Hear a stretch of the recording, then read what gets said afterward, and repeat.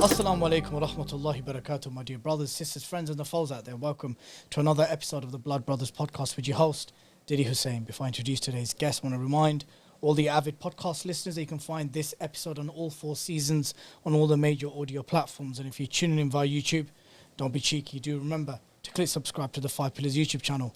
Today's guest is a dear brother, someone who's very close to 5 Pillars, whose advice and counsel we take very seriously. An erudite and you know, an accomplished academic. He's an author, writer, thinker. He's also the research director of Cage International, and that's none other than our dear brother, Dr. Asim Qureshi.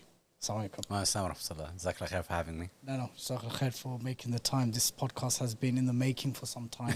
Yeah. Alhamdulillah. How's things, bro? Yeah, alhamdulillah. Everything's good, man. How's Eid?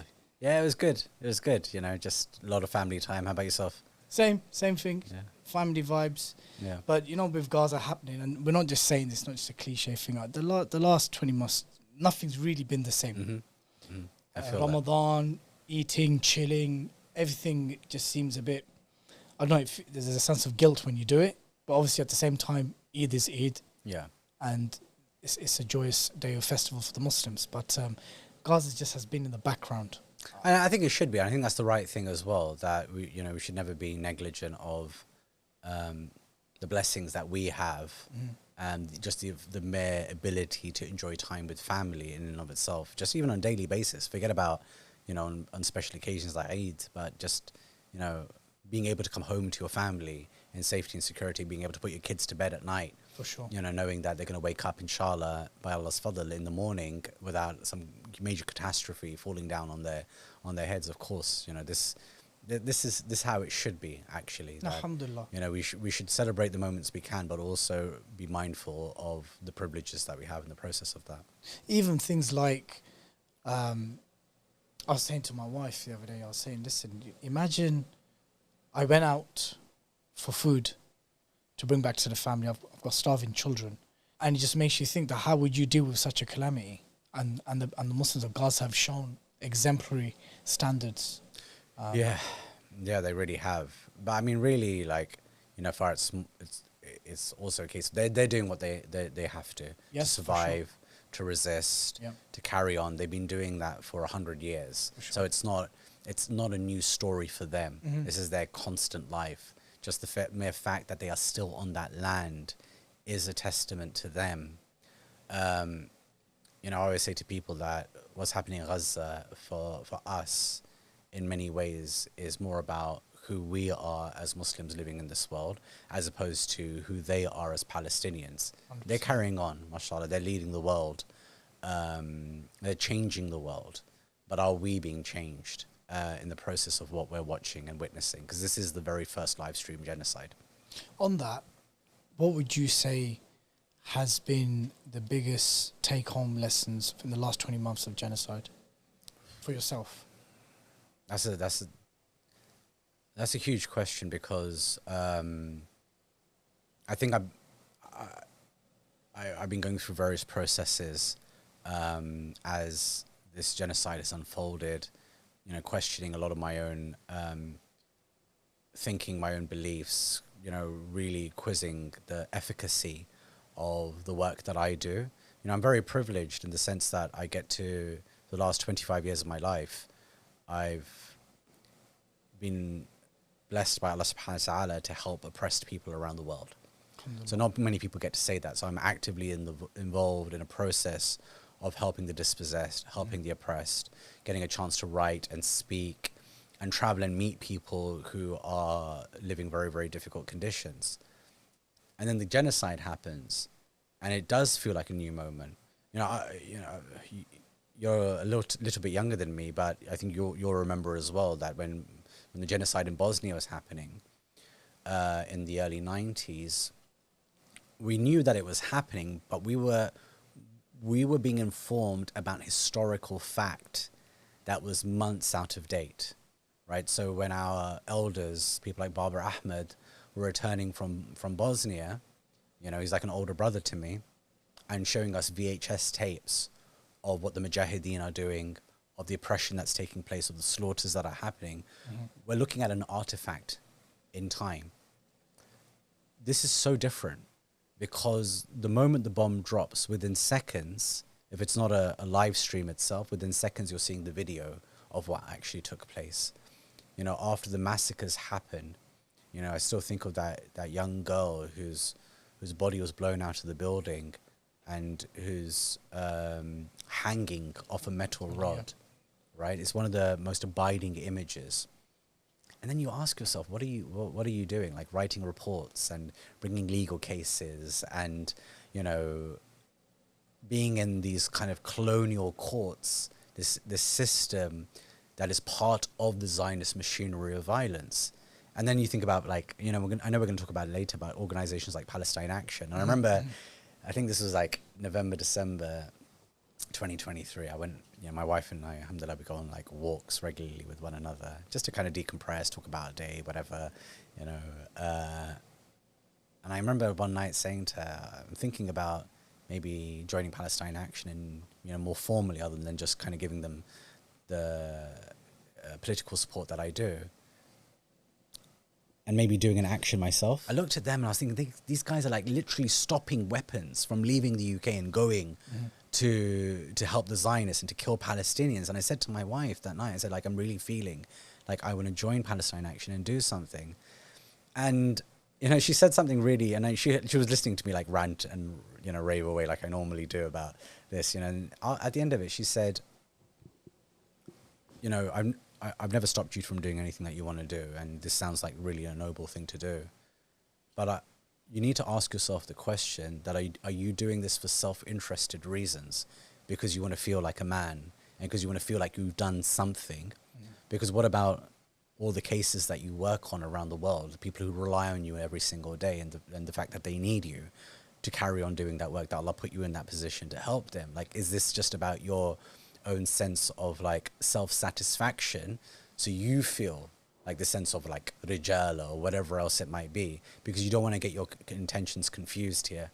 Like, you're feeling impotent in many ways, and so the easiest thing to do actually is to do an action like that and get yourself arrested, because it kind of alleviates other responsibilities that you have in your life. Bobby raised proper legit points. And you know, like, and mashallah, my wife knows me very well, and she kind of literally just floored me. As a convincing case. You know, with that. But because we feel it. We feel it. And we have to, I think the process of watching this genocide, you have to learn something about yourself. Impotence is actually the correct word for it. You just felt useless as a man, Right. as a man of this ummah. Right. Right. And I still have that feeling till this day. Like, that's not dissipated. It's not gone anywhere. And I really actually feel sorry for people who aren't involved, because, you know, Zionism is, as an ideology, a problem. The Zionist state is a problem.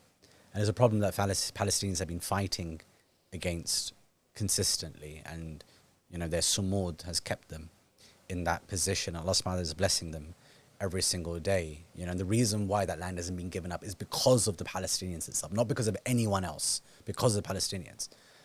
But we have to understand fundamentally that the UK and the US are the two closest countries to the machinery of violence that perpetuates Zionism as an ideology and the Zionist state as a force in the region. And therefore, we have to ask ourselves the question about what role we are playing in order to cut off the oxygen that perpetuates Zionism in the world. And we are the closest to that violence. There is no one closer. Like, actually, I would say the Egyptians and the Jordanians are not as close to what perpetuates Zionism as much as we are, even though they're geographically closer. And then the question is, what is our accountability for all of this? Because we all have an akhirah. We all have to answer for this world that we live in. And we have to have a very, very, very good reason why we did not hold our own government, which is directly involved, to account.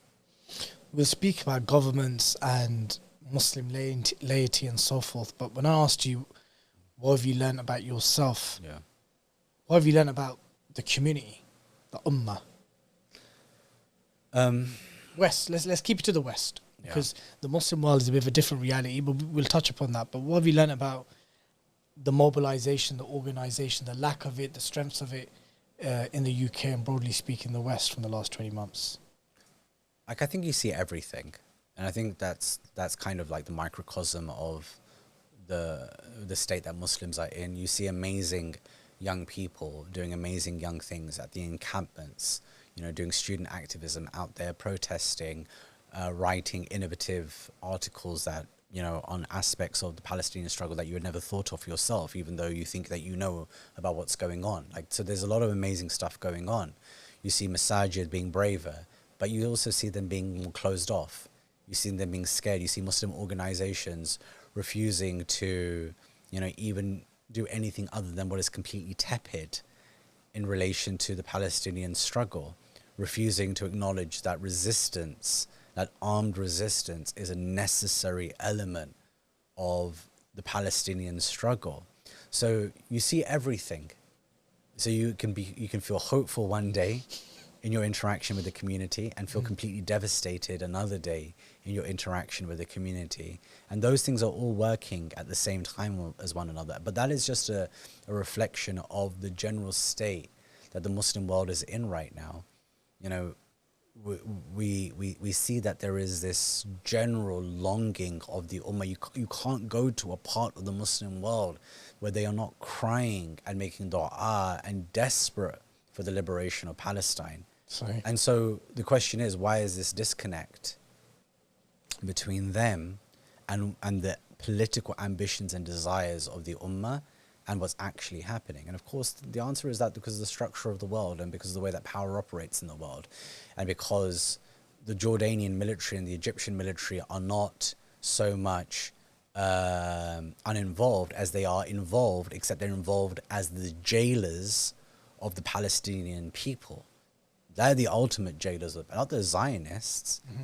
Amman International Airport could open up tomorrow. Cairo International Airport could open up tomorrow, and they could say, anybody who wants to fly into this country through this city and go straight to the border, more than welcome. Jordan has a long border with Palestine. Anybody can cross from any point. Who is jailing the Palestinians? Because I'm telling you now, you tell South African Muslims, Indonesian Muslims, Malaysian Muslims, from Pakistan, from Yemen, from Somalia, that anybody who wants, from the UK, of course, right? We have a long history of foreign fighters going to fight for lots of liberation struggles around the world, right? But you say that Amman International Airport is open tomorrow, come, it would be a deluge, an absolute deluge. And so It would be. So what is stopping it? But why does it follow? Why does it follow? I don't mean to digress because it's absolutely relevant. Why do we then take that responsibility away from armies then? Because these are the guys who do have guns and they have the moral duty and they are the institutions who are supposed to fight wars. They have tanks and planes and guns and all the weaponry and you know that's required to have a fair battle, which they have done so in previous years, albeit for wrong reasons, under different ideologies and leaderships. Why does the onus should it fall on the laity? So that no one is ever relieved of their burden. That's the reality of being a Muslim in the world. There is no such thing as being relieved of your burden at any point in any given situation at any given time. You fattaqullah mastata'tum. You are conscious of Allah as much as you are capable. All right, and that is not a command of passivity. That is a command of do as much as you are able. So they will face Allah for the decisions that they make. No one is alleviating them of their burden, and their burden is great to those who are closest to power and authority. Right, the burden hangs heaviest on them, and so no one's saying for a moment that they are not culpable, right? Or that they don't have that burden. What I'm saying is, why are we relying on the most oppressive forces in the world, the ones who are oppressing and repressing their own people, to be the saviors and liberators of Palestine? Like, I wrote a book last year, When Only God Can See, about partly, half of the book deals with the Egyptian mukhabarat, the state security, and the military and the way in which they repress their own people. So we're talking about a military and a security agency that regularly detains arbitrarily, tortures, sexually humiliates its own people on a daily basis in the tens of thousands, that was willing to kill, some would say between 1,000, other people say 5,000 protesters in a single day at Rabat, right? Yeah. Who stand at the border of Rafah, knowing full well that there's Muslims on the other side of that border who need to come through, or not just Muslims, but oppressed peoples who need to come through, and will say, yeah, you can come through, but give us tens of thousands of dollars in order to do that. They're there. They're already there. They're at Rafah. But they're the ones who are taking the bribes to come, for the Palestinians to come through. And so what are we saying? That we're relying on them, our oppressors, our people's oppressors, to come to our aid? They have to become righteous in and of themselves for their own people's sake before they can be liberators for anyone else. How is it then you arrived at the decision in Ramadan to hone in your focus to the ulama? Of course, you were addressing different constituencies on X and other platforms. You do.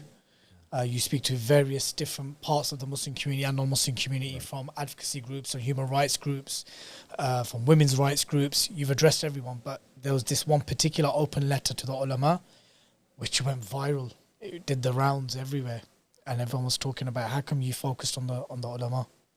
So I think my focus on the ulama came from the way that I've been trained myself, as somebody who's been studying Islam from a young age. I've always been taught that our ulama are the closest to the anbiya, that they wear the mantle of the prophets. So that is the status that I have been taught to give them, and the status that I desire to give them too. But it's also just ubiquitous in our culture to give our imma, our ulama, that status. You and I both know, like you come from Bedford and Luton, and I'm from South London, kind of born and raised. You know what our everyday roadman is like, right? You know the kind of shenanigans they get up to.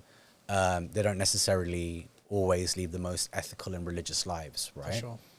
They're very, very connected to their ummah, though.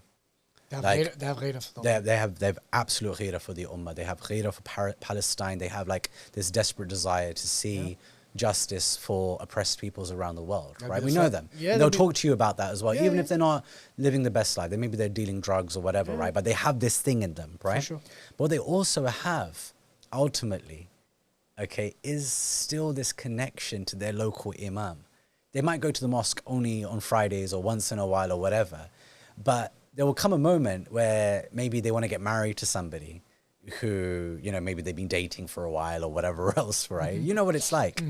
But they will still at one point in their head say, I need to make this halal.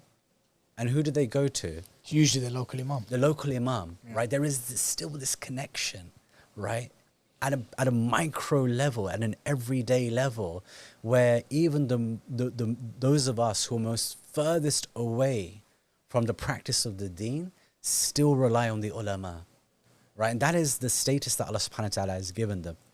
Religious knowledge of the Quran, to have memorized the Quran, to have memorized books of hadith, to be the ones who carry this religion from the way that the Prophet ﷺ was taught it and received the message, the way that he gave it to the Sahaba, and the way that it was transmitted to us. They carry that.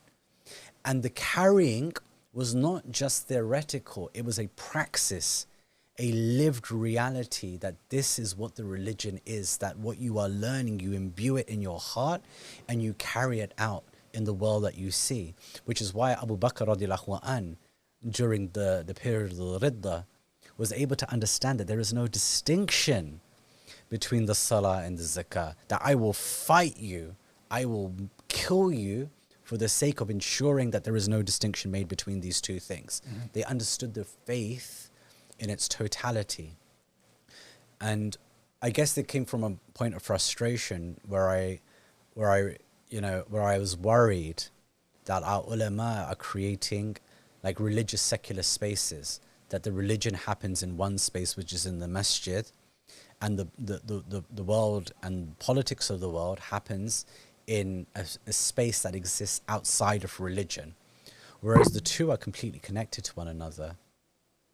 Like, if we understand what's happening in the world, we understand our presence here in the UK as being, you know, like we said, the closest to the machinery of Zionist violence and support, then how can it be that we are not burdened by an Islamic obligation to respond and react to that? And that surely has to be led by our scholars. If they are the ones who wear the mantle of the prophets, then really the burden is first on them to help educate us all. And that's why I want to see them. I want to see them public. I want to see them out there. And not just at demonstrations. I want them speaking about direct action. I want to see them speaking about Zionism and Zionism as an ideology and as a structure. I want to see them, you know, publicly taking risks and saying that we, with our religious knowledge, are imbuing what it means to act like Musa alayhi salam, right? We are imbuing what it means to take risks for the sake of those who are oppressed, the sake of those who are imprisoned and dispossessed. And there are very few examples that we have of people like that in the UK, unfortunately. Yeah, we spoke about a handful, right? Handful In terms of ones that we stand know out. of, at least, that we know of, anyway. yeah, for sure. But I mean, we know the landscape of the country well. Yeah. Like, we know who the activists are. Yeah. We know who the ulama are, who are outspoken. So what is inhibiting our scholars from speaking up? And Fear. I worry if it is fair. Because fear is something Cage has always spoken about in terms of, in the context of CVE and Yeah. you know, this kind of climate or environment of fear, which has been created by the state and its apparatus. But sometimes we create it ourselves, in the same way that we create self-censorship. Right. Sometimes we create hurdles and obstacles for ourselves. It's not as scary and fearful as you think. You need to at least shift that over to a window and, you know, try different things. You know, this Ramadan, I had this reflection on Surah Taha, that Musa alayhi salam, and he's literally just been given the message, right? So he's been spoken to by Allah subhanahu wa ta'ala. He's been he's been a prophet for, like, I don't know, minutes at this point. He's been told by Allah subhanahu wa ta'ala that I'm your Lord Most High, that he has been given a duty and obligation to correct Fir'aun and to release the children of Israel. Musa alayhi salam's first response, once he receives this message, is to say what? That I am afraid of what they might do to me. And I was reflecting on this, and I was thinking that, subhanallah, like, Musa alayhi salam is, like, in most of our imagination, like, top 5 strongmen of the ummah, right? Like, you know, if you want us to do, like, a top 5, right? Musa is like, he's in that group, top right? 3 even. Yeah, maybe, right? Yeah. Okay, so, like, I think we're agreed on that, right? Without almost a doubt. Yeah, for sure. Okay, and here he is, informing Allah subhanahu wa ta'ala, who already knows what's inside his heart, but vocalizing it, saying, I'm afraid of what they materially might do to me, right? So Allah subhanahu wa ta'ala gives him encouragement, right? Informs him that I will think. So fear is a natural human response. It's a self-preservation response. It's actually a physiological response. We have the survival instinct. we have, you know, our amygdala and hippocampus literally operate to keep us safe from the kind of mad world that we live in. Like, if a crocodile starts running at you, you require that fear response to protect you from the dangers that exist in the world. So it's a very normal reaction. But what happens, and this is the question that the article was trying to, you know, kind of really tackle. What happens when the fear becomes debilitating to the extent that you fear the creation and what the creation might do to you, when coupled with your obligation to speak? Because, you know, my contention is that we teach la hawla wa la quwwata illa billah. We teach Allah subhanahu wa ta'ala's might, his sifat. We say that we inform our kids when they're teaching tawhid, that Allah is one, he is the greatest, that nothing is capable, that nothing can harm you, nothing can touch you except by Allah's permission, that if something happens to you, it was only by Allah's permission that this thing happened. So this is taught across the board, across all of the sects of Islam. Okay, nobody differs with one another about the sifat of Allah, Okay, and the fundamental of what tawhid is in terms of Allah subhanahu wa ta'ala's magnanimity, his greatness, his quwwah, his everything, right? He is the superlative of everything.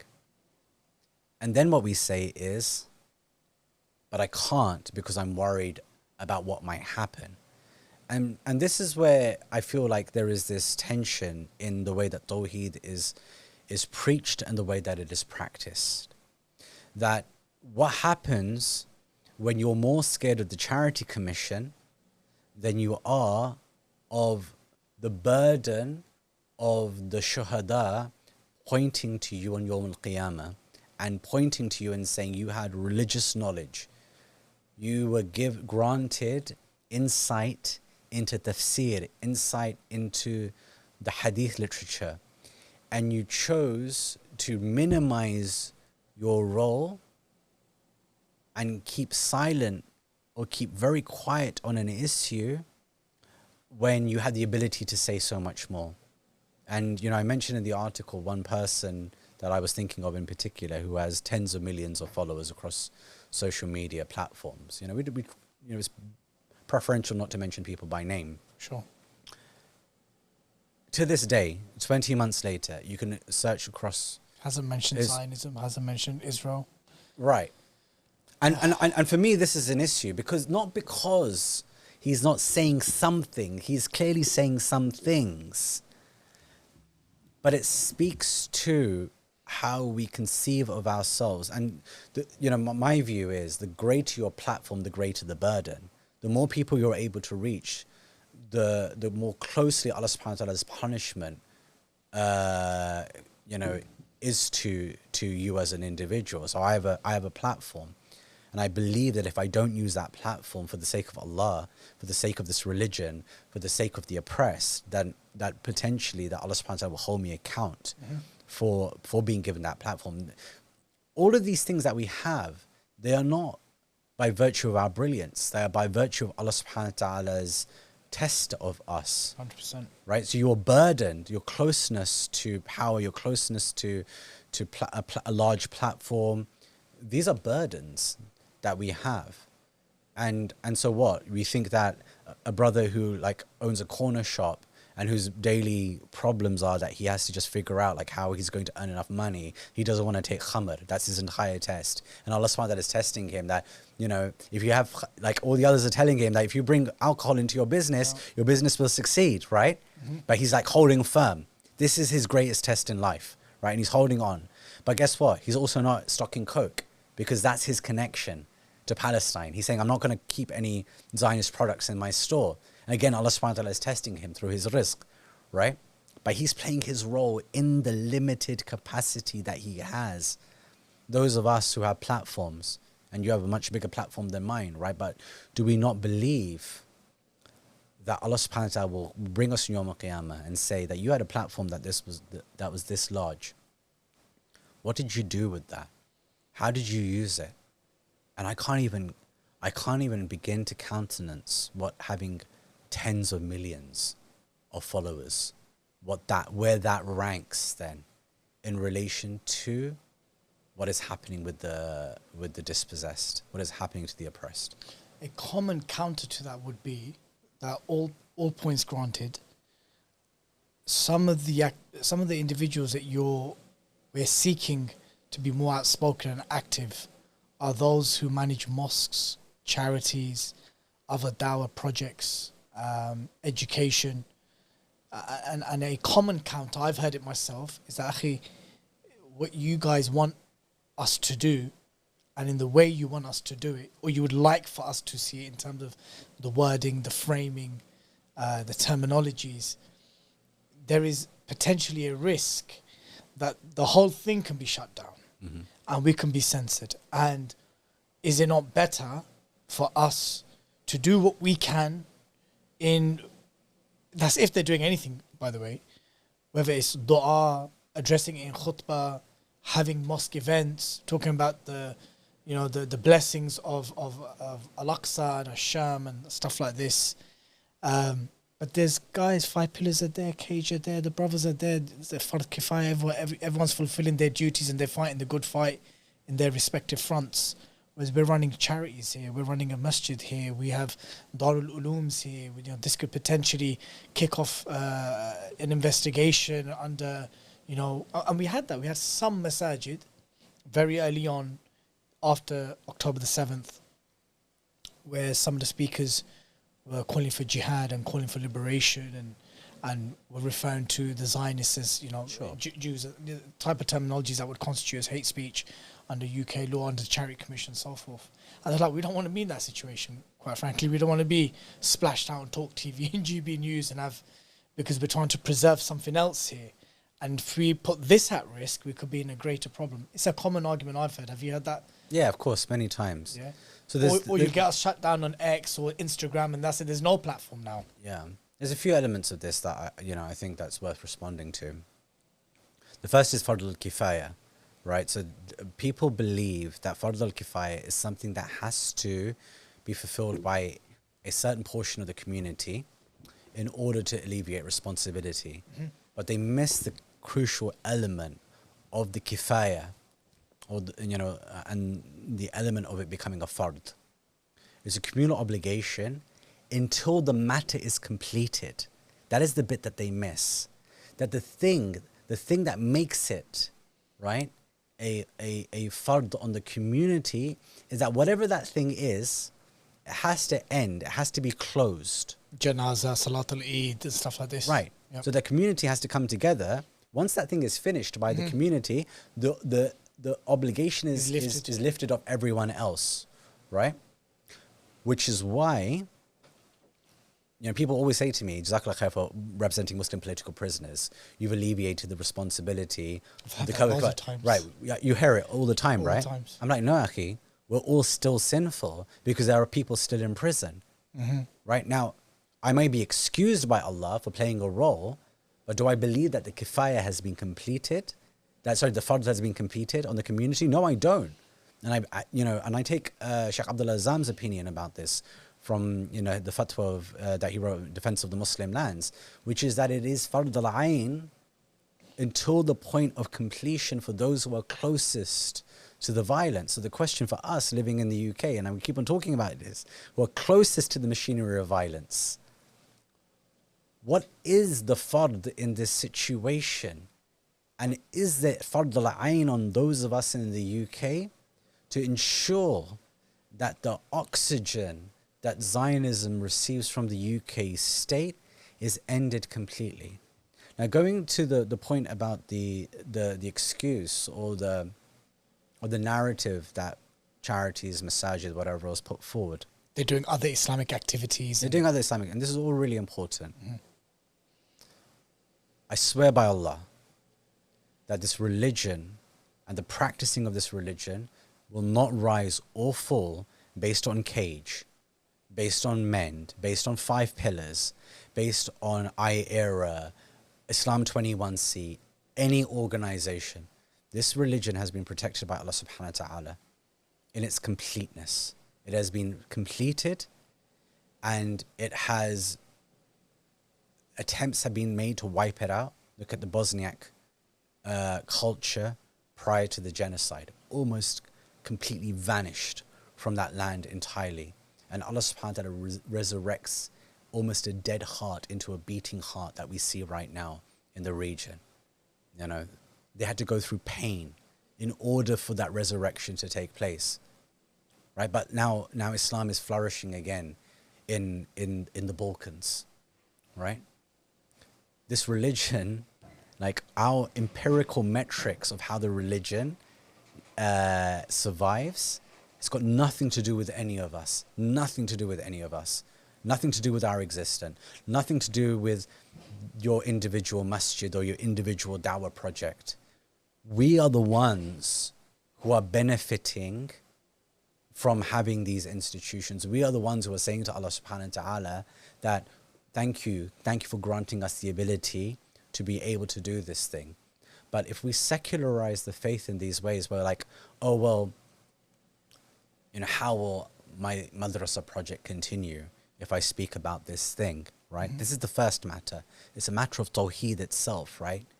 It's a matter of like our belief in this faith and our understanding about the totality of this faith, that you should know that even if your project gets shut down, that work that you were doing, that Allah subhanahu wa ta'ala will never abandon that work. That those who needed the guidance that they needed, that Allah subhanahu wa ta'ala will still ensure that that guidance is received by them in whatever way that happens. And it may take a massive incident of ethnic cleansing like in Bosnia to bring that out, but it will happen by Allah's permission alone. And this is what I don't understand. Have we genuinely got to that stage where we believe that we are more important than what Allah subhanahu wa ta'ala has promised us about this religion itself? And it cannot be that.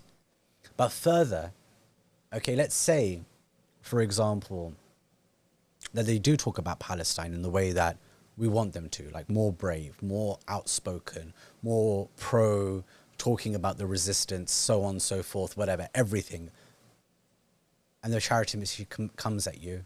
This is the perfect opportunity to defend our brothers and sisters, to attack Zionism.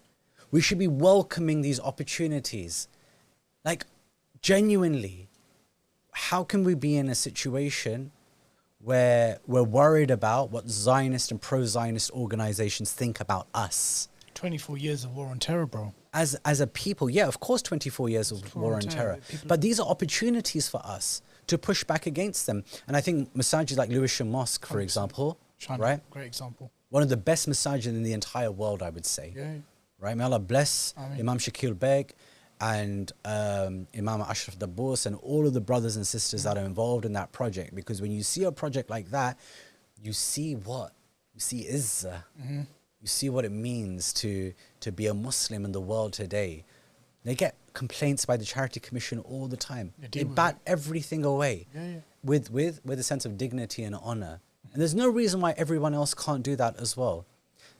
And even if Lewisham Mosque shuts down tomorrow, I guarantee you, Imam Shakil Beg, mashallah, through his tarbiyah, has created an environment where the possibility of multiple Lewisham mosques being formed by those community members who have gone through that process with him will pop up all over the place, maybe in smaller spaces. But it's the masjid is the community itself. It is not the bricks and mortar. It is about how we train our community to live Islam in this world. And if you relegate Islam into a ritual space that is disconnected from what is happening in the world, then that is what you will produce from your community. Second counter, and you hear this less so, but I've heard it, and that is that, look, what is the point of producing activists or an activist culture or mindset if the basic tarbiyah is not intact? Meaning, we have Muslims who attend the protests and the demonstration. I don't want to go down that whole kind of 90s Salafi opposition to protests and stuff, but it's in an argument, you still hear it. Right. And look, you go into these protests and these demonstrations, some of the Muslims, they don't pray. They don't know the basics of their religion. They just, they have various reasons as to why they are there. The intentions are good, but they're pretty clueless when it comes to their faith. Sure. Do we want to create a generation like this? So therefore, preserving institutions, preserving these very activities, which you're saying you want us to risk all of it for, it works both ways. We want everyone to be more direct and be more active in the more of a frontline way, but at the same time, we want them to be grounded upon Islamic values and normative Islamic beliefs and principles. Of course. I think we have to be very, very clear that we want both things to happen. Yeah. Now, we need to teach our fiqh. We need to teach aqidah. We need people to be strong in their iman and connected to the world. Both things have to happen.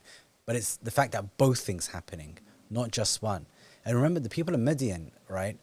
They are punished by Allah subhanahu wa ta'ala, the people of Shu'aib, not just because they're cheating with their weights, but because they say to Shu'aib alayhi salam that what has your prayer got to do with what we are doing in the marketplace? Yep. The people of Shu'aib don't say, don't tell us to pray. That's not their argument.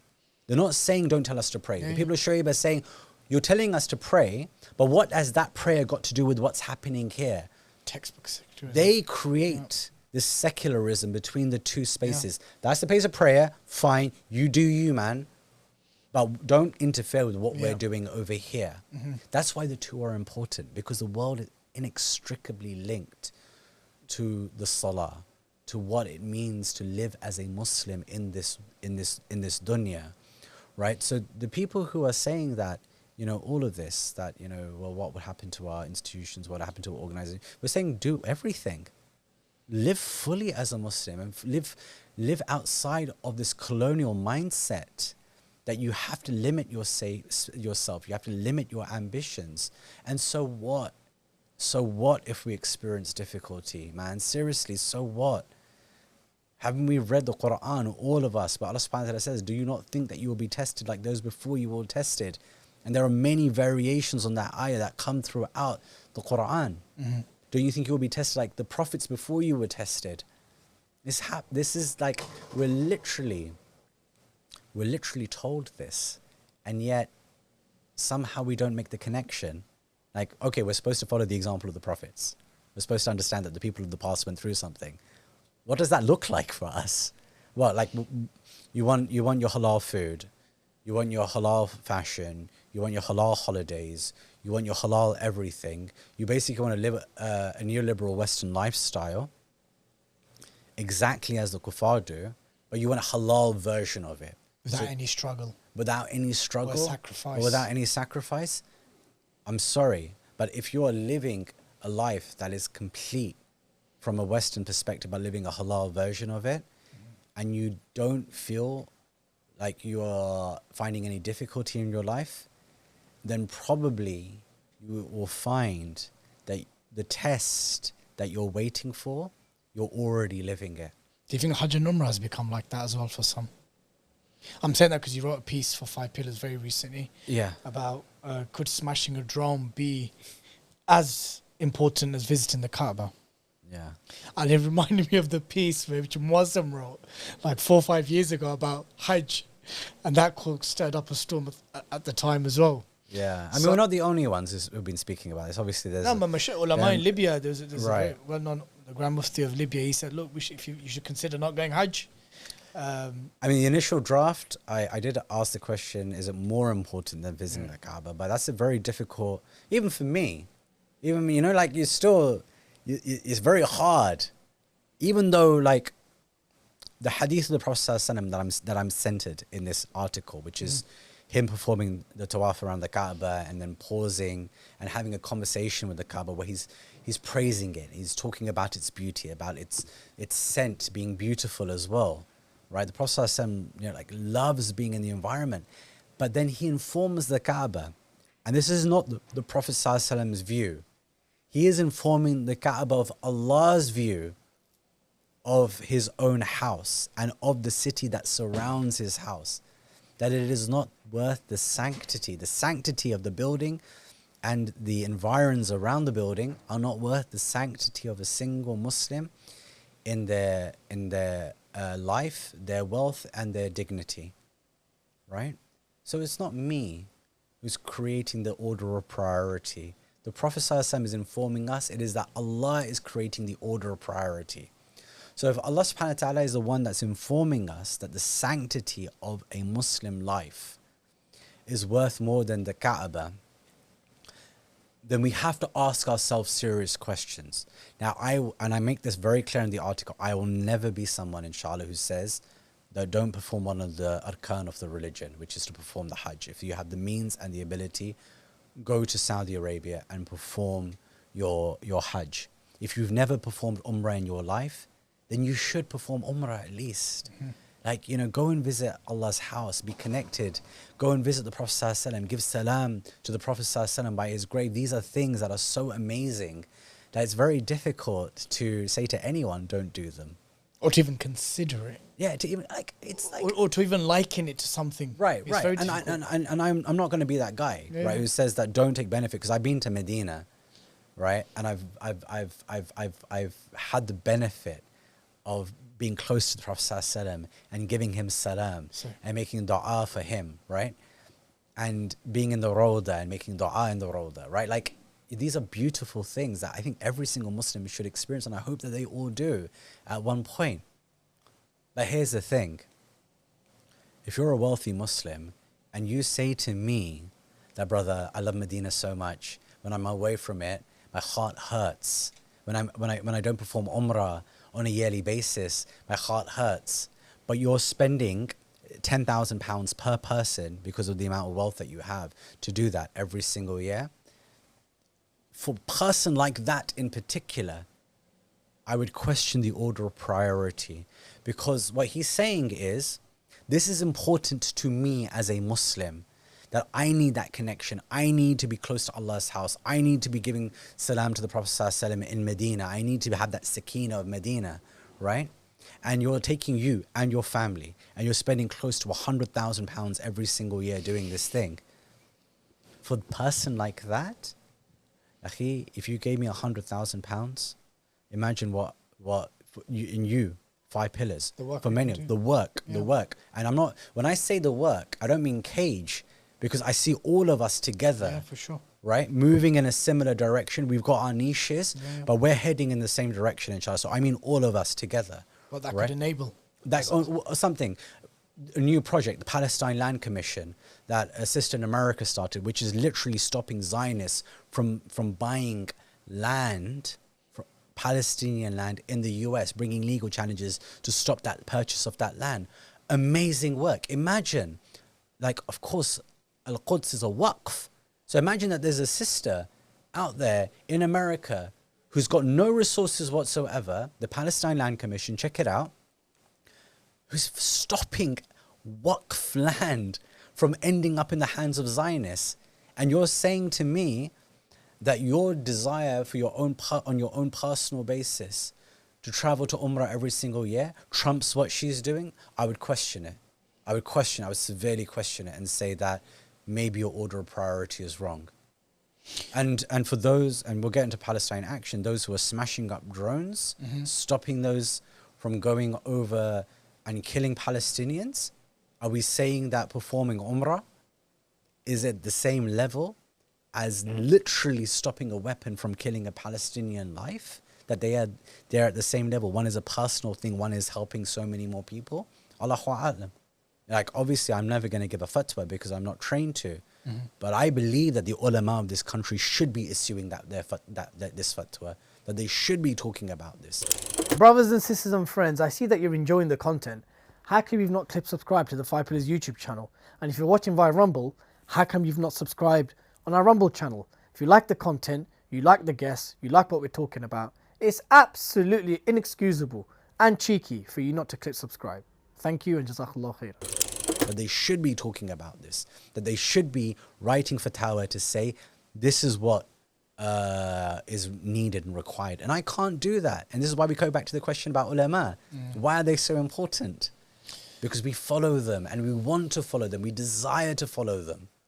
I think it still boils down to, wallahi, I'm not making an excuse, Asim. I'm just saying the sad, unfortunate reality is no one wants their doors kicked down. No one was from SO50. No one even wants to knock on the door. No one wants to be... It really is the climate of fear, dressed up, sugar-coated, justified by the arguments of preserving something equally, if not more important, whether it be your institutions, your charitable activities, wherever it may be. It is, we're still dealing it 20 years on, bro. We're still talking about the climate of fear and self-censorship. Right. I think these things which we would like our religious leaders to do, you know, the amount of conversations I've had where they're like, of course, Al-Aqsa will only be liberated through jihad fi sabilillah. That's the only thing we know from our training and understanding of the deen, that it's not going to be BDS, it's not going to be this or that. I'm talking privately. When you grab an alim or a scholar and say, look, how do you think this whole thing's going to pan out? And it nearly always involves physical military engagement, which would liberate. And they'll cite Salahuddin and they'll cite the various historical instances and so forth. But they would never say that on the minbar because they fear that it may fall foul of the law. It's just that. So what tiny steps, what realistic, practical steps? If an imam or a senior tulab al-ilm, or if someone's watching this, I'm like, okay, fine. I let me see if I can do, not if I can, you can do, but let's see, what can I do? What steps, small, doable steps, besides joining Palestine Action straight away, which we'll get to. Which we'll get to, because that's going to be our next comment. Palestine Action is just, we'll get to it, it's just one organization, right? That are doing fantastic work. But they do amazing work. I think the most important work. The point isn't about any organization. You don't have to join Cage. You don't have to join Five Pillars. You don't even have to promote our work. What I want every single Muslim, in particular in the UK, to ask themselves is, I live in this country. Therefore, I have a connection in the taxes that I pay and the general administration of this country and the way that this country operates, that I have a burden that comes from Allah subhanahu wa ta'ala's decision for me to be raised here. To, in my case, born here. I'm sure your case, born here as well, right? For most of us now, parents came in the coming 60s, in, early right. 60s, yeah. Right. So for most of us now, we are born here. This is not a fluke of history. This was Allah's irada for us individually. His intention for us was to be born here in this climate. Therefore, our living here carries burdens, right? We have obligations to the society. We have many different types of obligations. We have obligations to express what Islam is to them. We have obligations to help the needy of their society. We have obligations to rectify the social condition of this society, right? Like, we have so many obligations, and all of that is important. And I don't say any of this in negation of any of the other work. It's all necessary. We have to be doing it all. We have to be giving da'wah. We have to be doing so it's not that Palestine came along and we forgot about everything else. No, brothers, that project that you're doing, planting trees, Carries on. it carries on. It has to carry on because it's crucial work and it's Allah's work to do that, right? Why not? But what I'm saying is that the fact that we're here carries obligations when this country is connected to violence that's taking place elsewhere. And we cannot ignore that, because this is where we are. This is the thing that we are closest to. This is the thing that we will be answerable for. So it's not the case of like, oh, well, I don't want to join Palestine Action, or I don't want to join Cage or whatever. Fine, whatever, man. But find something. And what we know is that Israel requires oxygen. And that oxygen looks like political support, diplomatic support, financial support, support through weapons and machinery, right? Economic support, all of this, it's all there. How can I dent something there? How can I make a contribution? How do I cut off that oxygen to Zionism in the position that I am in? Now, if BDS is the thing, and BDS is effective, it does work. But even if it didn't work, at a spiritual level, like, you know what, seriously, subhanAllah, one of the things that I love most about going shopping with my kids is watching my kids turn over the label in shops to check what is the origin of production for this piece of clothing. And I don't think it's going to make any massive dent in kind of like the free trade neoliberal economics of exploiting Bangladesh or whatever else, right? By them making that choice not to go for that garment. But what I love to see is that my child is connected to the suffering of other human beings around the world. And for me, that is as important, that they have that thing inside their heart, that they're constantly thinking about it, that they're worried about it, that they are connected to the ummah in different ways. Alhamdulillah. And so sometimes we minimize that because we focus on efficacy alone, but there's a spiritual element to this. But actually, from an efficacy perspective, it is working. The Zionists are worried about it. They do care. It's why they try so hard to shut it down. So what is your mosque doing in relation to BDS? What is your mosque doing in relation to calling out Zionist lobby organizations? What is your mosque doing in relation to holding the Charity Commission to account for the role that it's taking in minimizing what masajid can do? If you're a mosque, why aren't you all coming together and writing to the Charity Commission and saying, ICJ last year in its advisory position said that Israel is a racially segregated apartheid state. Why are there Zionist organizations that are charities operating in the UK? Why are you not playing that role? Many of them funding for the IDF, fundraising for the IDF. Exactly. Sending money to Israel. So the Masajid, they have a connection. Invested in illegal settlements, all kinds of The things. Masajid have a connection to the Charity Commission. That's their regulatory body. They are a member of that regulation.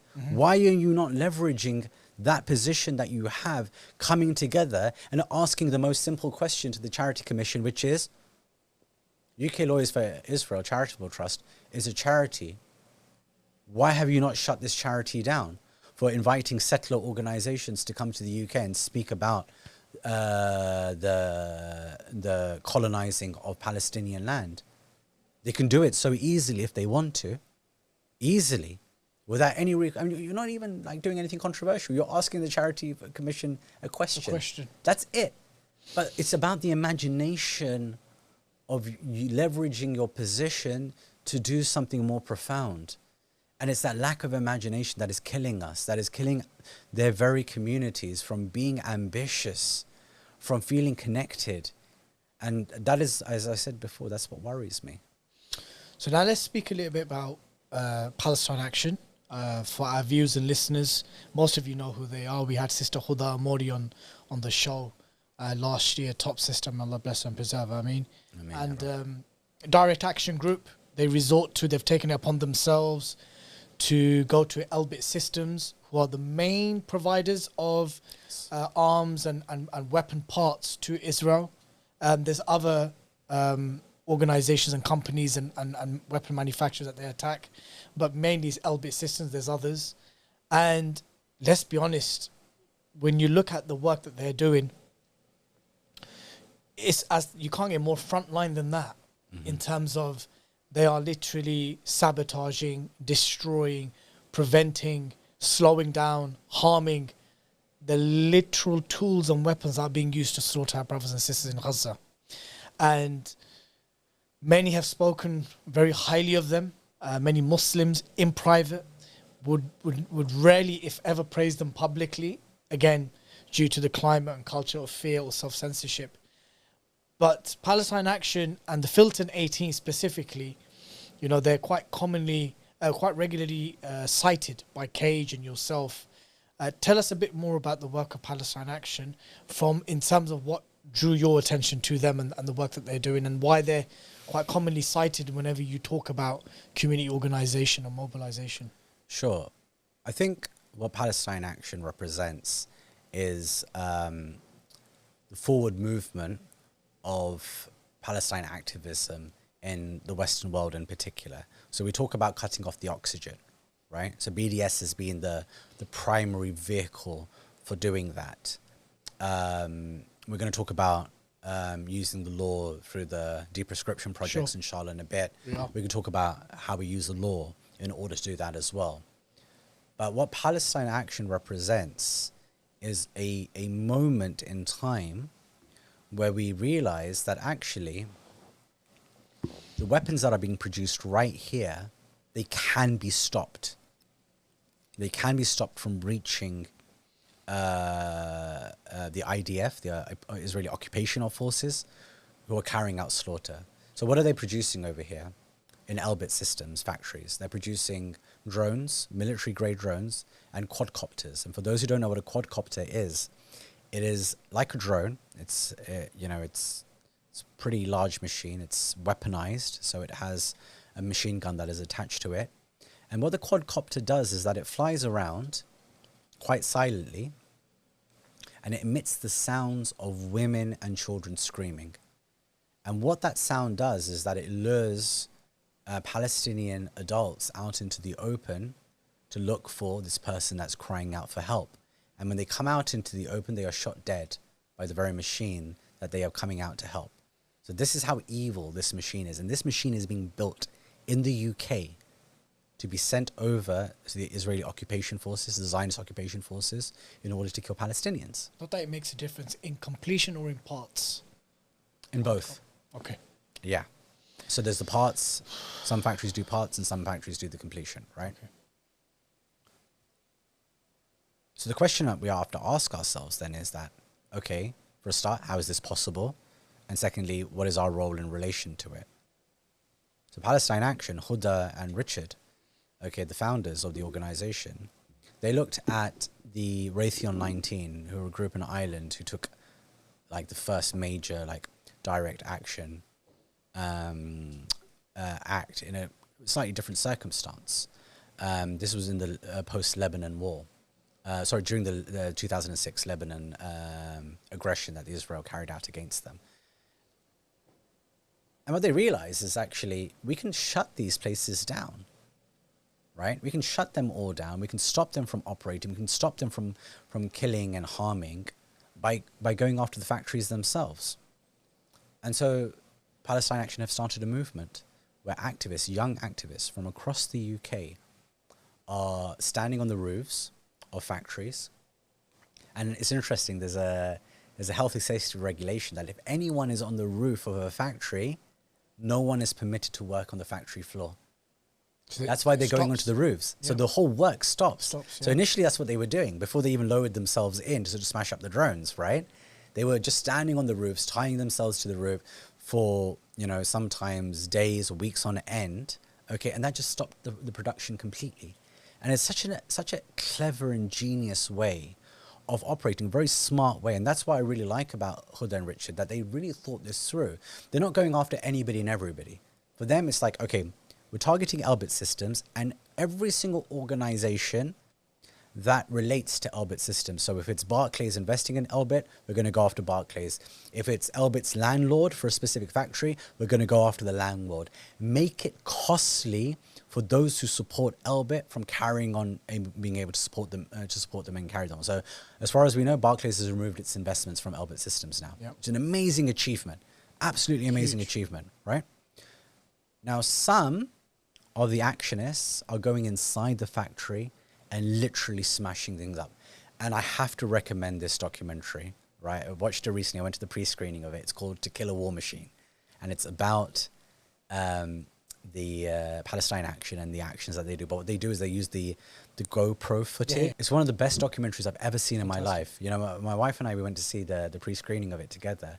And we came out and we were kind of like decompressing about it later. And she said that I never expected to be so moved by this documentary as much as I would. You know, it made you laugh at places, but it energizes you in a way that nothing else has. So they're right now, the filmmakers of To Kill a War Machine have got a public campaign going. So if you type To Kill a War Machine, you'll find their public campaign. They're trying to raise £100,000 to make sure that this film can not only just go kind of like locally, nationwide, but go global as well. And I really encourage people, especially those of you with risk, those of you who have money, put your money behind this documentary. We'll put a link in the description. Yeah, please do, because I think it's one of the most important documentaries that I've seen in a very, very, very long time. I watched the Encampments documentary as well recently. It's excellent. Very much recommended. But let's talk about Palestine Action, right? So imagine that you know, it's so interesting that in the Quran, Surah Baqarah, Allah subhanahu wa ta'ala tells us about the command that was given to Bani Israel, that to kill a life of one is to kill a life of humanity, and the whole of humanity, to save the life of one. And it's so interesting that that is an injunction that was given to Bani Israel, because we're talking about, you know, Palestine right now. And what we're saying is that imagine being an actionist and smashing up a drone, knowing that drone will no longer kill a Palestinian man, woman, or child. Like, what does the reward for that actually look like in the akhirah? It's hard to even countenance. We're talking about the multitudes of lives, multiples of lives that they're saving by doing this. Even if they're just delaying it, it's still the saving of a life, right? In terms of delaying the weapon from going out there. Now, alhamdulillah, recently I've had the opportunity to meet some of the Filton 18. So the Filton 18 were a group of actionists who broke into the Filton site of Elbit Systems. They went inside, they smashed up the drones. There was a group that was inside, and there were groups that were doing distraction tactics with the police outside. But they've all been lumped together. Now, unlike many other of the Palestine actionists, this group have been held in remand. So they're in custody, they're in prison. And they will have been in prison for 2 years before they even get a trial. Why is that the case? Because the government has claimed that there is that they are at risk of repeat offending. Okay, and they've also said that there is a terrorism element to the case. Now, the terrorism element is not a charge. It is something that only happens at sentencing. It's a very clever way of them trying to bring terrorism in through the back door, even though there's no charge of terrorism. There's nothing terrorism related here. Did they elaborate on what this terrorism element? No, they haven't, and they'll only do that at sentencing if they're convicted, right?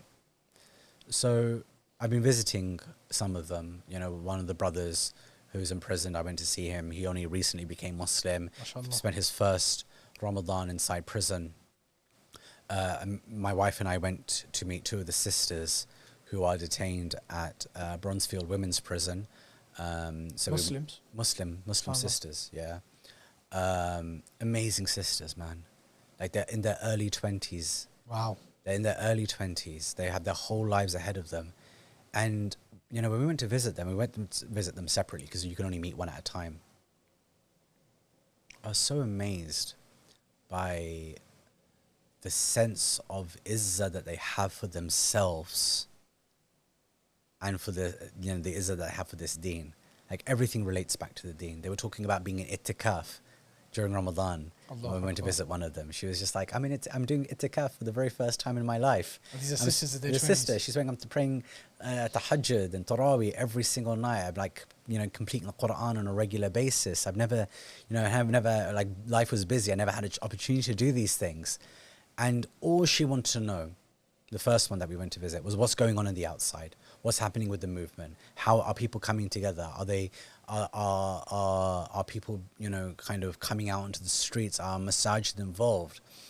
And what was very, very, very clear, because my wife and I were trying to say, how can we help you? What are the things that you need? How can we support you? Didn't care about any of that. And then she said something to me, the first sister we went to visit. She said that initially when I arrived in prison, I was making dua to Allah to release me on bail, because we wanted bail. We wanted to come be out, tackle our cases from the outside and be with our loved ones at least while we're waiting for our trials. And then it was in Ramadan, if you remember, that the Israeli aggression started again. Yep. Not that it ever stopped, but like in a really significant way. The genocide continued unabated. And she said, I cried so much that night, and I asked Allah to forgive me that I was making dua for myself when the whole time. I should have only been making dua for the Palestinians. And I thought, subhanAllah, this is the level of people that are locked up right now in the cause of the Palestinian struggle. These sisters who have actually done the thing that they were supposed to. That's serious grounding, man. They have no burden left. And I said this to them as well. I said, you're free of burden now. All you have to do is make dua to deal with your cases, individual cases, and make dua. Nothing else is being asked of you right now. You've done everything that was asked of you. You know, the other sister, the similar thing, man. She's talking about how she's making sure that while inside prison, they're talking about Palestine, they're talking to other people about Palestine. They're not stopping. They're not tiring. You know, they are using this experience as a way of, in smaller, more closed off environments, making sure that the message still carries on. They haven't stopped one bit. And we're out here worried about whether or not the Charity Commission's going to send us a letter. Like, really? Yeah, it's embarrassing when you put it like that. I feel embarrassed visiting these sisters. I feel embarrassed being a man visiting these sisters. Well, look, you're not those who don't know much about the intricate details of the legalities of the work of Palestine Action. I asked Sister Huda this, and Richard as well, off camera. People will just see things are getting sprayed, paint is getting launched left, right and centre, things are getting smashed, they're climbing buildings on tops. And the ignorant amongst the communities, the Muslim community, would think this just looks like criminal damage. It looks like crazy behaviour. It looks like something that's going to probably get you arrested and into trouble with the law. And that could prevent genuine Muslims wanting to support Palestine Action. Are there other ways in which they can support them? Of course. Without climbing a factory? Absolutely. And it's Palestine Action is a movement, right? You can support by turning up, like on the 30th of June and the 1st of July outside Kingston Crown Court. Turn up, support the Filton 18. This is, and I've been saying this consistently, people. You don't have to be the actionist. You can be somebody who writes letters to prisoners. You can support the families of these prisoners. You can, you know, use social media to amplify the message of what Palestine Action is doing. Like me, myself, what am I doing? I'm not jumping on top of a fractured roof, but I'm, you know, kind of campaigning and supporting the Filton 18, doing what my role is, which is to support political prisoners, right? To spread the word, the message about what they're doing. That is my role and responsibility. And I don't see myself as separate to Palestine Action. I see myself as part of the movement. And that's how we have to conceive of ourselves. You don't have to do everything, but you have to do something, right? And for me, there is no organization, activist organization in the UK right now that is braver and that is more important than Palestine Action. And that is a fact. And I think any of us who are in the activist space will say exactly the same. Yeah, they know. They know. They know. And they know how we feel about them. And the least we can do is to promote them and to share their content. Absolutely. And to let people know what they're doing, provide them coverage and platform. That's the bare minimum. Bare minimum. That's like the bare minimum. Absolutely. And so, you know, I think that, you know, inshallah, we need to encourage people to feel a bit braver about supporting these people. But what's really interesting about the Palestine Action cases, the legal cases, is that initially they used legal arguments that, you know, were technicalities, and alhamdulillah, they were getting off on those technicalities. So they would say, well, you know, the landlord for the building doesn't have a problem with us having shut down this, or something along those lines, right? But that stopped working. And what they found instead is that rather than even relying on the law to get off of their criminal damage cases, they just spoke to the juries directly about what Palestine is and what it means and why they did what they did and what the genocide is and what settler colonialism is and what apartheid is. And guess what? This public, who is now becoming very well versed on Palestine, that is separate to its government, the fair-minded British person is listening to them and saying, you know what, you're right. And I'm not going to convict you because you're right about what the Zionists are doing. Don't listen to what Reform are saying. Don't listen to what, you know, kind of the GB News and the bile that comes out. Your average British person can still be reached when you appeal to their common sense of justice. And that's what they're doing, and they're being acquitted in these cases. And that is an amazing thing, and one that I think we have to reflect much more on. I don't want to spend too much time on this point. Yeah, sure. Because I want to kind of end with like Cage's de-proscription case for Hamas, which was launched, I think was it yesterday? That's right. Yeah. But one of the things which Sister Huda did mention about why Palestine Action resorted to this particular strategy is that mainstream pro-Palestine spaces, they were either ineffective at best or complicit in rubbing shoulders and having people involved in these very movements that are linked to Zionists and the Israeli entity, whether it be trade unions, whether it be which speakers can speak on certain platforms and what can be said and the language, whether it be to do with the resistance and so forth. Do you see, like since October the 7th, and I'm not talking about those jama'ahs and groups and movements who have always spoken up for Palestine within their respective remits and methodologies. I'm talking about the fact that after October the 7th, we saw nearly within weeks an emergence of pundits and commentators and influencers, many new to this particular cause, and many of them have monetized it. Many of them have got huge platforms. There's others that move like they're gatekeepers of this particular cause. So we've seen a lot of that. We've seen old players who behave like they're gatekeepers when it comes to language, framing, who can speak, who can't speak. Then we have those who are palatable pundits to the liberal audience. They could be Muslim, they could be brown, but they speak of the two-state solution. They condemn resistance generally as a strategy.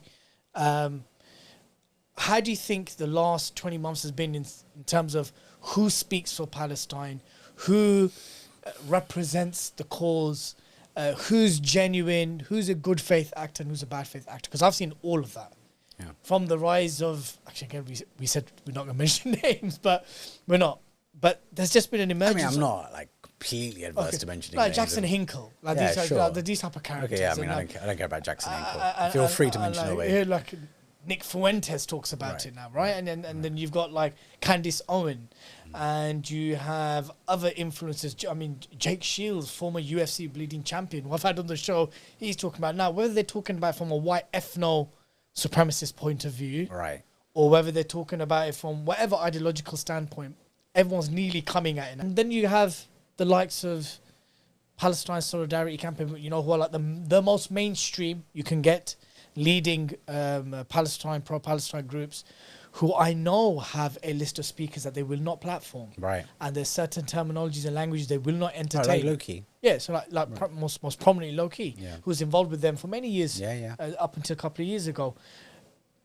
What's been your thoughts in all of this mosaic of madness that we've seen in the last 20 months, and who speaks and who represents? So I think let's start with the positive, right? Which is that social media has democratized the space of activism in many ways. So people have now a range of voices that the traditional media and traditional institutions held authority over, but people are able to access a lot more information than they once did.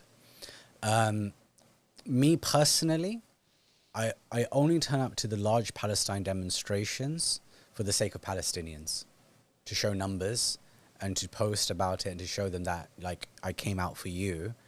It is not about the organizers at all. I don't ever stay for the speeches because I find the speeches make me angry more than they make me enthused, because quite often I find that the speeches are a form of pacification of the Palestinian movement and struggle, as opposed to being actually... It's funny because, like, the chants are all to do with no justice, no peace, from the river to the sea, so on and so forth. But then you get to the speeches and there's a complete cognitive dissonance between what the core of justice actually is. And how do you attain those things that you're chanting for? Right. Realistically. Right. And look, you know, however much I might like Hussam Zomlat as a political commentator in many respects, the reality is he's part of of an oppressive administration that imprisons and kills Palestinian activists from all political spectrums within the West Bank in particular, that is complicit with the ongoing normalization of apartheid and settler colonization. And so, you know, and these are the people that are platformed as being the solution to the problem. Like, people who are constantly promoting the idea of a two-state solution as being something that's workable. It's complete nonsense, and we all know that. That's right. And so, you know, this is why these institutions are problematic, because what they do is that they potentially pacify what could be a much larger sentiment for what justice, actual justice, looks like, which is much closer to, like, maybe kind of one democratic state type situation. And, you know, I encourage people to look at the work of the One Democratic State Initiative. It's a really remarkable project that's doing a lot of work, important work in this area. Now, you know, in terms of grifters, there will always be grifters that will emerge who don't have necessarily skin in the game, who will present narratives in a certain way. I think Piers Morgan is grifter par excellence. Oh, of course. Right? Yeah, I think he really has... He doesn't even hide it. Monetized in so many ways, this both sidesing. But, you know, what I'm really interested in is this colonized mentality that we as a community have, where we require interlocutors to say the things that, you know, we feel we're not confident to say. Agreed. Oh, Candace Owens, who was an Islamophobe once upon a time. She said it. She said it, She's right? talking about Palestine it's now. this, like, kind of like, oh, did you not see what Piers Morgan said? Oh my like, God. You know, the tides are changing He's or whatever else. shifted. And then, you know, like, literally a few days later, he'll do the exact opposite thing. Same Back thing. to, like, do you condemn Hamas? Do you, like, condemn Then why October don't you kill 7th? all Jews on right, October right, 7th? yeah, The same exactly. thing. It just rinse and repeat, right? Straight up. So the question I ask us is, like, why do we require this type of representation? What does it say about us? And it's so fascinating. In the Quran, we've represented the story of Qarun, right? Who is close to Fir'aun. He's in the administration of injustice. He's a slave. He's from Bani Israel. Yeah. He's from the family of Musa alayhi salam. They say that he's a paternal cousin. Some of the scholars say that he's a paternal cousin of Musa alayhi salam. And it's so interesting that Allah subhanahu wa ta'ala gives us an insight into the psychology of Bani Israel. Right? What is the psychology? They're saying that, oh, look how much wealth he has. Look how mighty he is. Look how powerful he is. We wish we were like Qarun. Right? This is the psychology of the slaves, right? Who don't know how to value themselves. Value themselves individually, right? And so when Musa alayhi salam comes with the message, and we spoke about Surah Taha before, he's afraid, but he goes with his brother. He goes before Fir'aun, and they say, you know, stop your oppression of the children of Israel and believe in Allah and repent from your ways. Allah subhanahu wa ta'ala mentions 3 names in responding to him in Surah Qasas: Fir'aun wa Haman wa Qarun, right? 3 names. Okay, 2 of them are Egyptian, right? Fir'aun is right-hand man. But why is Qarun being mentioned by name? He's just a slave. He's just some poxy little slave from the slave community. Why is he in the court? But not only is he in a court, Allah subhanahu wa ta'ala says, right, goes on to tell us what it is that they're saying to Musa alayhi salam. And the 3 of them together are saying what? He is a liar, kill the children and enslave the women, right? So it's not just Fir'aun and Haman who are saying this. Qarun is saying this as well, and he is from the oppressed community. But here's the interesting thing. In Surah Ankabut, when Allah subhanahu wa ta'ala talks about the punishment, he changes the order of who he's speaking about being punished first. Before Fir'aun's name is mentioned, Qarun's name is mentioned first. Okay? And this is just my own reflection on this, that perhaps the punishment of betrayal, because remember in Surah, I think it's Ghafir, but forgive me if I got that incorrect, but Allah subhanahu wa ta'ala says about Qarun, فَبَغَى عَلَيْهِمْ, like he betrayed his own people, that he betrayed Bani Israel. That the sin of betrayal is so great that when Allah speaks about the punishment of the greatest, that scholars say the greatest oppressor of all time, that Qarun's name is mentioned first in the punishment before Fir'aun's name is even mentioned, right? And it's this psychology of looking at those who are powerful and thinking to yourself, like these people of color who have come into positions of authority, have large platforms, have come into positions of power, and saying, oh, you know, I'd rather be like them, or I want to hide behind them, or I want to take confidence from them. But these are potentially your oppressors. Like that position, that representation that they have, that position that they hold, is directly connected to the administration of violence and injustice. Why would you want to be that person? It's better that you remain an impoverished slave than you swap places with that person. And so I think that we have to really question this colonized mindset that we have, that we're always looking for an interlocutor to save us. We're always looking for somebody who is inside the administration of injustice, who's going to represent our interests. It's a system of violence and a system of injustice. What you think it's just going to hand itself over to you without sacrifice, without really thinking through what your position is in relation to injustice. It doesn't work like that. It's not the sunnah of this world, and it's definitely not the sunnah of the Anbiya.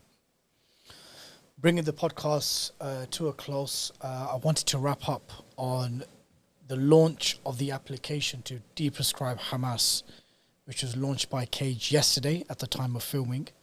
And it was also a case which was launched by Riverway Law by Brother Fahad Ansari. Right. And now we know that the SRA have launched an investigation into Riverway as a result of this case and the noise that Robert Jenrick made on X. Tell us a bit about the application. How does it differ to the one submitted by Riverway Law? And what is the end goal here? Because, I mean, some would say you guys are bonkers, but then again, Cage are not short of doing crazy stuff, mashallah, tabarakallah, and showing fortitude in certain areas which many don't. What's the thinking behind it? What's the end objective? What you're trying to achieve?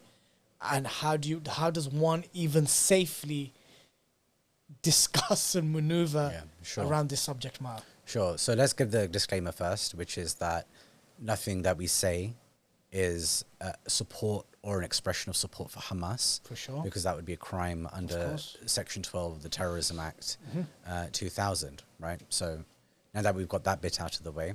So I worked on both projects. So my work for Riverway Law was pro bono as a kind of independent consultant for the team. So the team was 4 of us: Fahad Ansari, who's the lead solicitor, Daniel Gruters and Frank McGuinness, who were both barristers, and myself, who was leading on the research elements of the project. And of course, we had a couple of dozen experts who wrote brilliant reports for us that were included as well in that process. So of course, with the Riverway law application, that is client-led.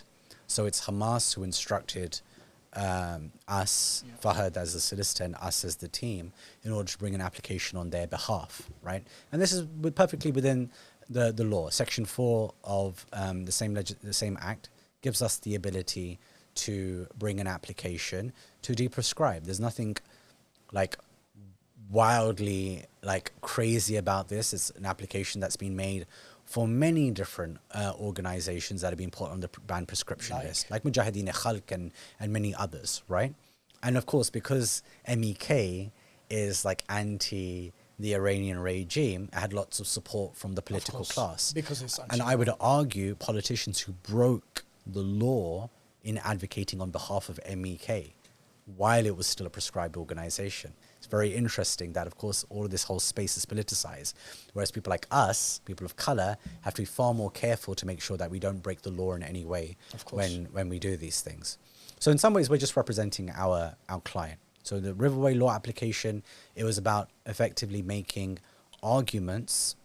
I think you've had Frank on the show to talk about this in detail, so I won't go through it. How does it differ in terms of what was submitted? So is a lot of the same stuff submitted? No, it's not. It's not, right? So the Riverway law application talks about the right of resistance, 3 grounds, right of resistance being like the central ground, but of course also talking about apartheid and various other elements of it, talking about the discretionary right, the fact that Hamas presents no existential threat to the UK and never has, which is obviously a very important element to the discretionary right that the Home Secretary has.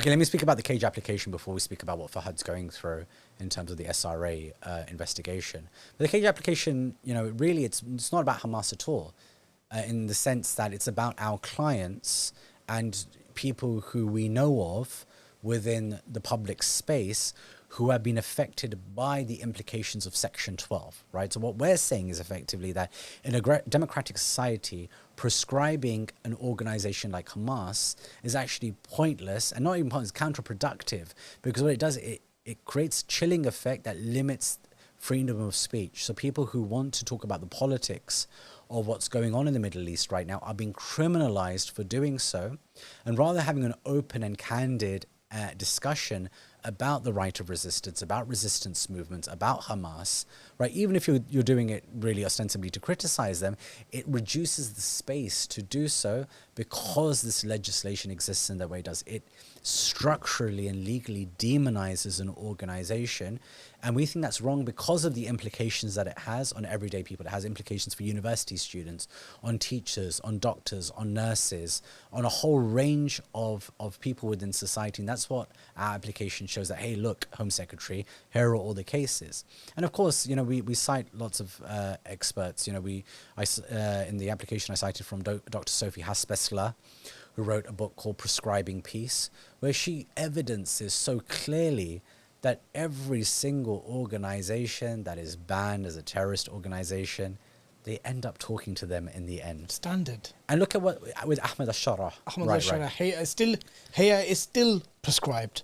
But they're HTS is still prescribed. And they're having jollies in Damascus. They're having link-ups. Right, exactly. Right now, I'm not saying that that's not the right thing to do. But that is the correct thing to do. But what I'm saying is this is entirely political. Of course. Who you choose to prosecute, right, is entirely political. And there will come a time when this government will say we need to talk to Hamas. They have spoken to Hamas before. I think that under Cameron's administration they did. Ustad Azam Tamimi told me, because we were aware that negotiations were taking place behind closed doors. They had an open line of comms with Hamas. Absolutely. And that's why this whole thing is hypocritical. And I think it's important that we understand that and reflect that. And, we've submitted this application in a way to show deeper the lived realities of what it means to have these prescription laws in place, and ultimately why they're useless, right? Like they really don't work in any way. They're not helpful. They just inhibit our ability to have a fruitful conversation about what a future just Middle East looks like. And I think that's what's so significant about it. How can Muslims safely navigate around engaging this subject and supporting the application? You can support the application without any problem. Even Riverway Law's application, I encourage people to support it. Support the application, but don't go into the area of expressing support for Hamas, which would be the crime under UK law. But absolutely, you know, look at the arguments, read the arguments, share the arguments. We have all these experts like Avi Shleim, you know, who wrote an excellent article for Middle East Eye about the Riverway application. Share that article around. Make sure that people understand that, you know, prescription as it is conceived is inherently political, and is done particularly to delegitimize certain movements, so that it reduces the space for freedom of expression here in the UK. And it's a ridiculous thing to do. And like, I think, you know, ultimately by bringing the application, we've shown how ridiculous the entire prescription process actually is. What do you know of what our brother Fahad's been going through? So, I mean, without giving too much away, like, you know, there's been a very concerted effort on Fahad in particular, but also on Frank and Daniel, to try and use regulatory bodies to shut them down. So Fahad's had an investigation started him by the SRA. Complaints have been issued by like Campaign Against Anti-Semitism and UK Lawyers for Israel and all these types of outfits, right? Actually, I'm not sure if UKLFI did, but Campaign Against Anti-Semitism did for sure. And again, it's ridiculous, because we followed the law throughout. We got legal guidance. We had external counsel giving us guidance. We've had communications with the sanctions office to make sure that we didn't breach sanctions in any way. That's why all of us, including all the experts, did this entirely pro bono, because we didn't want to start messing around with money and being accused of being financed by Hamas in any way or whatever, or providing them a monetary service. So this is why it was really crucial that we did things in the way that we did. But in terms of supporting the application, I think that, you know, people should, because this is just following the law. It's really not that complicated. It's not that deep, right? The law allows for us to bring these applications. We use the law to bring the application. What does it say about those who now have a problem with that very process? Like, I mean, that's funny, because people tell us all the time, right, that why can't we use legal avenues to bring about systemic change? Okay. This is what using legal avenues looks like literally. Yeah. And, you know, all of this stems from our side. When, you know, for the Riverway application, when, you know, we got into these conversations with Hamas about bringing this application, what is the purpose? Like, we talked about the ulama already, right? But as somebody with legal training myself, as a legal background, as a research background, what is the purpose of all of this rizq from Allah, from the burden of learning about the law, from the burden of being a researcher, if we're not going to use it for doing the difficult stuff that other people don't want to do? Like, as I've spoken about the obligation of the ulama based on their Islamic knowledge, don't you think that we have an obligation as legally trained people to use that law in order to push for as much justice in this world as we possibly can? That is 100% our obligation, and one that we are punishable for as those who have been given that particular knowledge by Allah subhanahu wa ta'ala. As I'm sure you believe that as a journalist, as somebody trained in journalism, that if you do not use your training for the sake of Allah and for the sake of the oppressed, based on what your training is, that you would be punishable for it. 100%. Right. At the very least, being held to account. Exactly. Which could lead to punishment. So when people say to us, you know, like, wasn't it a bit risky bringing this case? Like, what else do you want us to do with this training that we have? Mm-hmm. What else do you want us to do other than to use the law to bring about some effective change? You know, it's so interesting that James Baldwin had a critique of the NAACP, right, which was the main black civil rights organization during the era of the civil rights struggle. And James Baldwin said about them that the problem with the NAACP is this, that they bring a case and they spend years and years and years and years when they finally find that perfect victim that they can represent. And by then the conversation of racism has moved on way beyond, because the law moves so slowly, right? So we have to do what we have to do, but it's a very slow process, and you have to see that it fits within a constellation of activism that is trying to achieve a certain end, which is cutting off the oxygen to Zionism. We're not saying for a moment that bringing this application is the resistance itself. No, it forms as part of a mobilization that has to be collective, right? We can't just think of it in one way or another. We can't just think of it in terms of, oh, right, when we find the perfect, and this is what, like, oh, it's so funny. So many Muslims say to me all the time, wouldn't it be great if you could find a non-Muslim who is affected by these policies, right? So that we can, that person can bring a case, and that would be the perfect type of case to bring. Because he's white and he's not Muslim. Guess what? This happened in the civil rights struggle. There were 2 women before Rosa Parks who sat on the wrong side of the bus. But they didn't bring a case for them. They waited for Rosa Parks because they were constantly waiting for the perfect case, right? And that is a problem, because it's actually the difficult cases that tell you about where justice is in the world, not in the easy cases. The easy cases reify the problem of the system. It doesn't distort the system in any way. Right? It doesn't really hold the system to account. The easy cases are the ones that maintain the system. It's the difficult cases that tell us about who we are and what the system actually is. Asim, my final question to you, bro, is 20 months into the genocide, conservative estimate, 60 to 65,000 have been killed. Very conservative. Tens of thousands more still under rubble. 90% of the entirety of Gaza is inhabitable, it's in decimation. We've seen things which, quite frankly, has not been aired to the world in its graphic nature. The dystopian level of violence, it's just been truly horrific. May Allah make it easy for our brothers and sisters in Gaza. And grant them all martyrdom. Where do you think the end goal is, bro? Do you see that Israel will go for full annexation? Do you think that there'll be some kind of Arab peacekeeping troops coming in, which will be agreed with Saudi and the UAE? What do you think the end goal is? Where do you think it's heading? Because in 20 months, if the neighboring Muslim countries, whether we talk about the regimes or the rulers or the armies or the laity, nothing significant has been done that will even come close to quenching the aspirations of what the Ummah would want and what the Palestinians want, right? Where do you see the end goal is? What do you feel is going to happen? Putting aside the optimism that we should have, keeping in mind that, of course, we have husn dhan in Allah, that we know the best outcome will come from Allah. We know this. But what's your heart saying in terms of purely an analysis point of view? Where do you think it's heading, bro? So I like to quote my colleague Frank McGuinness, who constantly talks about the terminal crisis of Zionism. Zionism is ending. It is in terminal crisis. It cannot maintain itself. The wealth of the US and the precarity of the US right now, and it's in the state that it's in, means that there are ruptures happening in the world that are indicating to us from Allah subhanahu wa ta'ala that the world is changing. And I do believe that Zionism is at its end point. It has already lost all its moral high ground. It is only being perpetuated right now by a very small group in like Western nations, but they've already lost the next generation.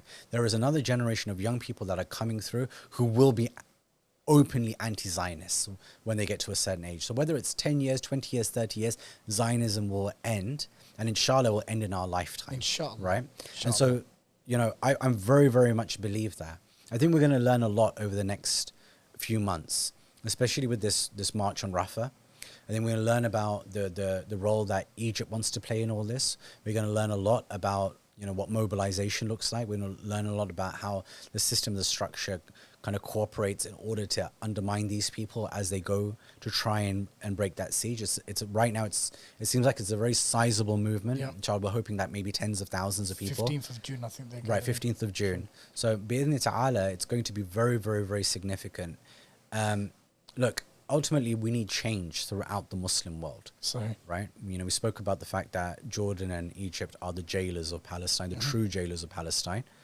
And so we need to see these countries free in order to see a free Palestine.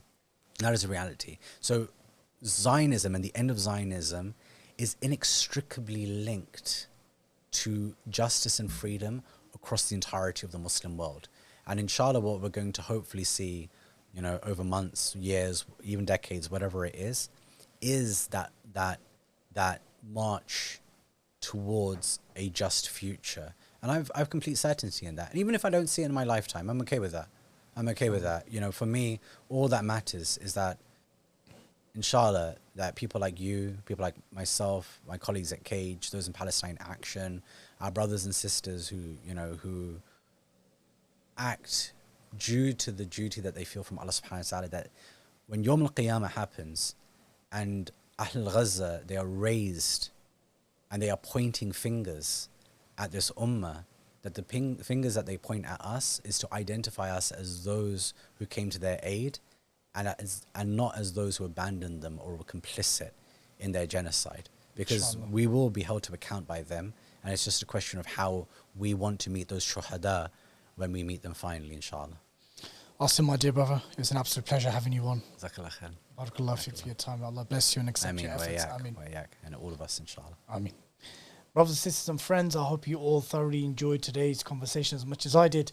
A lot to think about, a lot to reflect upon on an individual basis, on a community basis, at all different levels. Inshallah, we hope and aspire to do a lot more than what we're already doing, inshallah. You can find this episode on all 4 seasons on all the major audio platforms. And of course, if you tune in via YouTube, don't be cheeky, do remember to click subscribe to the 5 Pillars YouTube channel. Until next time, Assalamu alaikum wa rahmatullahi wa barakatuh.